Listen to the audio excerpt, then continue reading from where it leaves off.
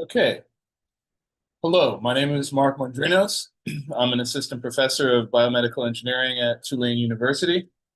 I'd like to thank Dr. Sarah Hoffman for inviting me to participate in this Lab Roots Cell Biology event series. And I'm going to present a talk titled New Approach Methodologies, Microphysiological Systems for Preclinical Research. Okay, so just to set up some learning objectives for the talk, first, understand the different classes of so-called new approach methodologies, such as organoids and microphysiological systems, and why they're important in preclinical research. Appreciate the critical roles of biological sex and gender as modifiers of health and disease. Understand how the interplay of cell sex and the sex hormone composition of culture medium influences bioassay outputs, and understand the process of creating an MPS microphysiological systems model of human disease. In the case that I'm going to show you, a sex-specific model of diabetic vascular disease in the retina. Okay, so why do we need better in vitro models of human disease, which is the reason why these so-called new approach methodologies are being so heavily emphasized in the discussion these days. So these are statistics about success rates, basically probability to launch at different stages of clinical trials. So jump from phase 1 to phase 2, phase 2 to phase 3, and then phase 3 to actually applying to get a compound on the market. So these are really low probabilities of success. Of course, once a compound starts to progress, the likelihood of success increases, but there's a huge amount of money that is spent upstream of this in preclinical research to come up with compounds that should be tested in phase 1 and then beyond in clinical trials. And obviously, there's something off there. One thing that doesn't come across in that data is the overall success rate. So this kind of compounds into this final overall percentage. It's 57% that fail here, and then 32.7% of what's left over, and then 35.5% of that, and then you wind up with, in the case of oncology, only 3.4% of the original compounds that entered the pipeline make it into the clinics. And some areas like infectious disease have higher success rates, but still a very low success rate overall when you consider how much money was being spent upstream of the clinical trial process. So just to make sure everyone's on the same page, as I mentioned, there's preclinical studies that then feed into phase 1, which is mostly safety in small groups of people. Then phase 2 is expanded safety. And phase 3 is basically efficacy testing, and of course, always continuing to test safety in larger numbers of people. But that's where efficacy is tested in the target patient population. So looking at failures in phase 3, that is primarily due to failures of efficacy. So what this tells us is that even compounds that wind up being safe, that were determined to be potentially efficacious in the preclinical stage, a lot of the time wind up actually not working across the board and producing a statistical effect in the target patient population. So that's pretty much why we need to develop better models. And it's good to ask the question, why are preclinical models that led to this high failure rate so problematic and so inaccurate? And the primary model systems that have been used historically in preclinical pharmacology and drug development, et cetera, are animal models of human physiology and disease, primarily rodent models, mice and rats, and 2D culture models, which would historically have utilized mostly immortalized cell lines, and in recent times, primary cell lines. They can be very useful, but they have limitations of not mimicking certain aspects of the three-dimensional structure and multicellularity that is present in tissues and organs in vivo. So be it as it may, these kind of traditionally used model systems do not equate to what's going on in human physiology. And then therefore, we need to do a better job of developing model systems. So just to highlight the incongruence of mouse models, for example, with human disease. This was a paper that was quite controversial, like more than 10 years ago now. And what it showed was that the mouse transcriptomic, genome-wide expression response to various models of critical illness like endotoxemia, trauma, and burn. These are correlation coefficients. So the number tells you the correlation between whichever blocks it represents the intersection of. So here it's saying that there's a really high correlation between the transcriptomic response of human burn and trauma, and very reasonable correlations between burn and endotoxemia, for example, and trauma and endotoxemia. When you look at how the mouse model correlates with its commensurate human model, it's virtually zero correlation. And this was something that was quite shocking, and obviously, could be part of the reason why there's such a high failure rate of compounds in clinical trials. So all of this background has led us to where we are with this ongoing, I guess you could call it a revolution about new approach methodologies. And it's very current. This was August issue of Science magazine. And one of the headlines on the cover is Can Synthetic Organs, which is just a buzz term for basically what we're talking about, and AI replace animal testing. I think people who have been following along the news about funding and research currently, NIH is prioritizing human-based research technologies in favor of studies that propose to use only animal models. But one of the things that is important is to demystify what we're talking about when we say new approach methodologies. So new approach methodologies could be organoids. Organoids are basically three-dimensional aggregates of cells, typically developed from stem cells, or in the case of cancer, developed directly from tumor biopsies, but it kind of implies a multicellular community and complexity. If you're making an aggregate out of a single type of cell, most people would refer to that as a spheroid, and they're certainly part of cell-based assays, which can be done in 2D cultures or 3D cultures. There's ex vivo human tissues, which can be extremely useful model systems, but of course it requires the ability to procure those tissues, and therefore they can't be sort of made at scale from raw materials. Of course, computational modeling and AI is going to be a part of all scientific research going forward. But really, the main class of new approach methodologies that I want to focus on today is so-called organ on a chip technology, or microphysiological systems, MPS, and that's mostly the terminology that I'll use, MPS, as we're moving forward. And a good definition of MPS actually comes from this conversation and interview with Nicole Kleinstreuer, who's at the NIH and heading up a lot of this shift in the emphasis towards human cell-based models. And she says they are complex cell-based cultures that mimic key physiological aspects of tissues and organs by incorporating microenvironments that align with those in the human body. So, for example, a particular system might incorporate things like flow and shear stress, appropriate pH and oxygen levels, biochemical or electrical stimuli, and other factors that replicate structural and morphological features that you would see in an animal-based model. Okay, so focusing on MPS within this new approach methodology space, the field goes back about 20 years now, and it actually started off with the most complex, embodiment that one could envision, and that was the idea of having a human on a chip or a body on a chip, where you would have different types of cells derived from the various organs that were cultured in some sort of a microfluidic device that actually connected them fluidically, so that they could communicate chemically much in the same way that it happens in the body. So really, the fields where the origins are microfluidics and fluidic device design, and inspiration for application space from pharmacology. In this case, ADME, the acronym absorption, distribution, metabolism, and excretion.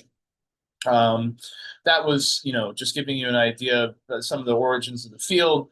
But now it's becoming an actual standardized field. There's many companies in the startup space and also research divisions within the larger drug companies that are focusing on trying to standardize and start to produce microphysiological systems at scale with higher throughput, et cetera, et cetera. But this diagram on the screen shows kind of a prototypical microphysiological system slash organ chip. And the way that it works is there's a channel here that you would grow one type of cell in, and then there's a membrane, a partitioning membrane that's not really shown in the diagram, and then a lower channel where another type of cell could be grown.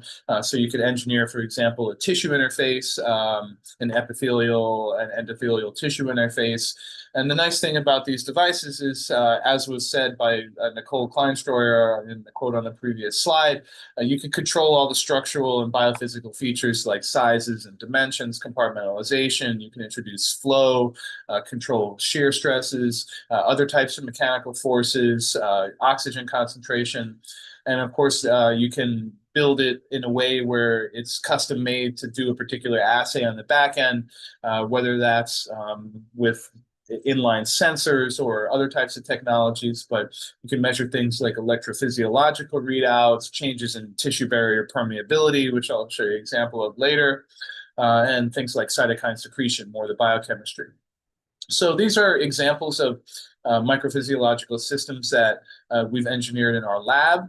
The one on the left here is a multi-layer one that is similar to what was shown on the previous slide, but it has a different wrinkle where instead of just being channels, there's one channel where you can grow a layer of epithelial tissue, and then the lower chamber is three-dimensional, and you can fill that with a collagen hydrogel and fibroblasts, and basically make like a mucosa and submucosa model that would be applicable to any kind of mucosal tissue. It's just a matter of getting the cells that are derived from the particular tissue or organ of interest. And another general class of these devices that we make and use, they have internal perfusible vascular beds, and there's not really enough time to get into the engineering approaches that can give you that capability, but it's described in detail in open access publication that's linked on the back end of the slides. So within this space, people have been building these models for a while now, and we're kind of getting to the point where, like, what are the bigger questions that we need to address to make these models truly representative of the patient population? And one of the first things that we can think about is biological sex, and we'll talk about it more as we're moving, but most major diseases have a really discernible sex difference, meaning that when you look at the clinical data, there's a difference in the incidence, severity, progression, treatment response, or whatever it may be, depending on the sex of the patient, male or female. So just to give a little bit of a background about sex-based biology and medicine, to frame some of the aspects of the talk. On the genetic level, there's obviously the sex chromosomes, XX in female cells, XY in male cells, and then there's other aspects of the genetics that impart sex-specific phenotypes and physiology. For example, in females, there's this X chromosome inactivation process where a little bit of the genes are expressed from the X chromosome that's supposed to be silenced. So therefore, any genes that are on the X chromosome, females get what's called an increased gene dosage. Therefore, they're going to have higher levels of whatever those proteins are. And some of those are particularly important, like TLR7, which is a viral receptor and very important in the immune response to viral infection. In development, in utero, there's a fetal testosterone surge that epigenetically reprograms male cells. And this has actually been very well documented in the space of central nervous system brain development. And you can find many papers about that if you search. But what I'd like to emphasize a bit more is the role of sex hormones, because that's kind of what we focus on the most in our research. So it's basically the interplay of the sex chromosomes and the hormonal environment in males versus females that gives you sex specificity in terms of our physiology and our disease manifestation and treatment response, and so on and so forth. It's important to also mention gender, which is commonly conflated with sex, but gender is basically referring to societal constructs, and this could be things like lifestyle, nutritional habits, exercise, perceived stress, healthcare seeking behavior, smoking, occupational hazards, all kinds of things like that. But while they're super important clinically, it's difficult to control for factors like that in a in vitro laboratory setting. But what we can do is carefully curate the sex of the cells that we use in culture models and tailor the sex hormone environment or the culture medium that we grow them in to try to more accurately mimic what's going on in the body. So here's some data from one of our recent publications that just shows how much the sex of the cells can impact the phenotype. So fetal bovine serum is a fairly ubiquitous cell culture medium component, and it's very estrogen rich. It's chock full of maternal estrogens that get into the blood and are therefore part of this fetal bovine serum product. And this is shown here in some of this data. You can use charcoal strip serum, which is just removes small molecules and basically depletes the hormones out of the media. So it makes it kind of not estrogenic, not androgenic, just more hormone free. But this is gene expression data in endothelial cells, two different types of endothelial cells from umbilical vein and from the retinal microvasculature. And it's showing how the gene expression changes in response to FBS compared to the strip serum baseline. And what we see is in male cells, there's a big upregulation of a lot of these genes that are associated with like inflammatory adhesion, coagulation and fibrosis, inflammatory responses. And at the same time, in female cells, there's either not much of a change or a downregulation. So it's interesting to think about how much the sex of the cells may have impacted conclusions from prior research looking at inflammatory responses in cultured primary human cells, if the sex of the cells had not been accounted for. So this is showing more of a functional assay. It's an angiogenesis assay. You can read about the model and how we're able to control the direction of the sprouting and stuff in some of the linked publications at the back end that I mentioned before. But what we see here is that in the presence of FBS, there's just a lot of really robust sprouting in the female model, but virtually no sprouting at all. And furthermore, a failure to form a good vascular network in the male models. But when you switch over to strip serum, and again, that's hormone depleted, it kind of normalizes the response between the male and the female model in the angiogenesis assay. So this is just showing that the sex of the cells by itself can cause a really profound difference in the response to a common culture condition. In this case, the composition of the medium, if it has FBS in it. All right, so with that, then we've been focusing a lot on saying, okay, we'll get rid of FBS, and we use a strip serum and add in defined amounts of sex hormones to try to get sex-specific effects. And this is a paper that is in press, and I included the DOI that's not active yet in the back end of the slides, but this paper should be online this week of September 17th, the week of the event. So you can check that out.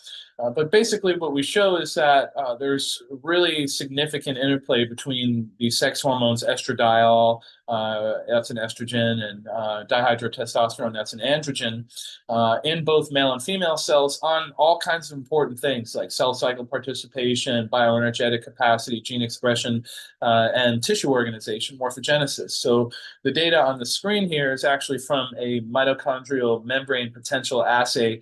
The more red fluorescence that you see, basically that means that the mitochondria are more able to produce ATP.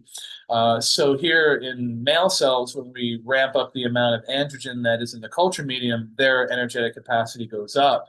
Very interestingly, if you give them increasing doses of estrogens, it actually reduces, apparently, the bioenergetic capacity. And in female cells, there's the opposite effect, where giving them increasing doses of androgen seems to decrease energetic capacity, and giving female cells increasing doses of estrogens increases energetic capacity. So this is a pretty clear evidence that if you tune the sex hormone composition of the medium to the sex of the cells, that they're going to respond and adapt a more enhanced phenotype. So now thinking about all of this towards modeling human disease, Just to show you an example from clinical data, this is coronary artery disease, and you can see that in the premenopausal years, there's a huge dominance of disease incidence in males. But once we start to get past menopause and then into the clearly postmenopausal years, there's a big increase in the amount of female cardiovascular disease and coronary artery disease in this case. And that's thought to be due to the loss of estrogen and, after menopause. So we're working on a model of vascular disease, but the hypothesis, as I said, for why CVD is more prevalent in older females is loss of estrogen. And this is a common theme in many different classes of cardiovascular disease. What we're focusing on in our lab is diabetic vascular disease on the retina. Blindness from diabetic retinopathy is actually the leading preventable cause of blindness in adults worldwide. But it's interesting when you look at the clinical data, it's difficult to really extract a clean sex difference like you can in some other diseases because diabetes involves a lot of overlapping comorbidities. So you have people that are sick in a lot of different ways. But generally speaking, this is data from a large, I believe, Italian study. And what they found and others have found is that it appears that there's a slightly but significantly higher prevalence of incidence, meaning a higher rate of incidence in males versus females. But at the same time, this is going back to the estrogen thing with declining estrogens with age, when you look at certain cohorts, this is a Japanese cohort with time after diagnosis, meaning that as the patients are getting older, the rate of progression can actually go up in females. And this, again, may be due to loss of the protective effects of estrogen with aging. So looking at the retina, it's obviously a complex neurostructure, but what we focus on in our lab is actually the vascular component of the retina, which is called the choroid. And what happens in diabetes, you have hyperglycemia, hypoxia, lots of inflammation, and this leads to a pathological angiogenesis in the later stages, which is actually not something that I'm going to show you a model about. But in the earlier stages and progression of the disease, you have a lot of inflammation, vascular leakage due to loss of tight junctions and thickening of the capillary basement membranes. And I'll show you some data related to those features as we go here. So this is another MPS model of an individual vessel. So it has a channel that's coated by endothelial cells, and that sits on top of a layer where fibroblasts are grown, and we call that a stromal layer. And actually, those are really important cells because they increase the patency and the quality of the barrier formation by the endothelial cells through paracrine communication. But the nice thing about this model is that it allows us to introduce a macromolecule, a fluorescent molecule like dextran, into the endothelial channel. And then based on the permeability, it will move down through these layers into the media layer by diffusion. And we can collect that media, measure it on a plate reader, the fluorescence on a plate reader, and determine actually the exact mass of material that leaked through the endothelial barrier. So these are just images showing endothelial barriers and this dextran permeability assay. Another bit about the sex difference in the response to FBS. With FBS, the male barriers are just leaky to begin with. So this would be a really bad assay if you were using FBS in the medium. But using the strip serum, it normalizes and gives you pretty much a sex equivalent baseline between the female and the male version of the model. And then when we impose diabetic culture conditions, which is high glucose, drop to 1% oxygen in the incubator, and the addition of some exogenous cytokines, including IL-1 beta and TNF, causes, as one would expect, an increase in the permeability of the endothelial barrier, which is indicative of tight junction degradation. So sure enough, when we stain for the tight junctions, we do see that there's a trend that matches what's going on with the permeability. So here is female models. We have the control, baseline amount of permeability, diabetic conditions, it goes up and becomes leaky. In the female model, we give them androgen and it has no protective effects. But here's the really interesting part is that when you give a dose of 1 nanomolar estradiol, it protects the barrier and prevents that leakiness that happens as a result of the diabetic culture conditions. And this is a metric of tight junction quality that is derived from the stains. And it's a pretty much inverse effect, where when the permeability is low, the tight junction quality is high, and vice versa. When there's more leakage, then the tight junction quality is lower. So looking at the male models, actually there's no protective effects of either estrogen or androgen in the male model. And that may be interesting from a clinical perspective, because the idea is that androgen is probably either neutral or perhaps even exacerbating for some of the vascular disease in the eye in these male patients. But be it as it may, in our first iteration of this model, looking at both sexes, the only hormonal protection that we found was, again, estradiol protection in the female models. But we have quite a lot more work to do in terms of increasing the complexity of the hormone mixtures, looking at other things like progesterone. So this is all very early in the process. Looking at basement membrane thickening, this is a different iteration of the model where we're making vascular networks. And the red staining is for collagen type 4, which is a basement membrane protein. And the quantification here is like looking on confocal and optical sections at the thickness and the ring of individual basement membranes. And you can kind of just tell that there's more basement membrane deposition happening in the diabetic conditions. But more importantly, when we do the thickness measurement, we see a big increase in the average basement membrane thickness. And in line with the permeability assay, there's a protection in female models, which are the green bars with estradiol, but no other protection in any other conditions, meaning estradiol in male cells or either hormone, either sex with androgen with the dihydrotestosterone. So these results are very interesting and encouraging in terms of showing that we can get this protective effect of estradiol in the female models. And that may have all kinds of important implications eventually in terms of monitoring estrogen levels and hormone status as a prognostic factor or a treatment guiding decision, and also potentially hormone replacement therapies or pharmacological modulation of estrogen signaling activity in some other manner. So here is my email.